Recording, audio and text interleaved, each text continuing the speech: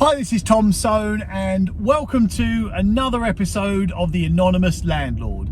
And today I want to tell you that a property investment strategy is not about what property you should buy, what areas you should buy, what types of tenants you like, what types of funding you should go for, what types of different investments you should get. A property investment strategy is more like a business plan, because you start including data and forecasts and evidence in order to be able to calculate when you're going to have cash flow, when you're going to be able to make profit, when you're going to be able to withdraw the increased value of the property that you've generated or earned, and all of those types of things, because you need to know when those things are going to happen, and you can forecast that. And this popped in my mind because I was interviewed on another podcast the other day. It was called the Ultimate Landlord podcast, and I was interviewed on that. And John, the host of that podcast, is very heavily into the data analytics side of property investing, which is awesome, by the way. You should definitely take that into account. But there is a common misconception that you go to a training course and they'll teach you a property strategy, which is, right, go and buy, refurbish, refinance properties, go and buy flips, and then when you're not doing flips, you source properties and sell those packaged deals to other investors. Now that's cool, that's a cool thing to do to build up some money, but it's not your strategy, because there's no substance to it, and you can't forecast how your property investment business is going to go. And you've got to treat it like a business. We're now becoming property entrepreneurs.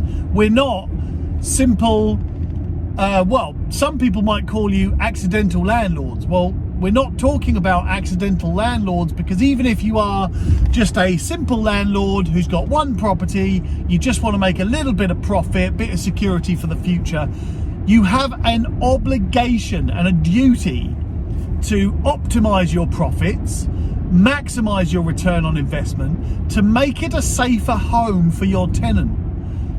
Think about it.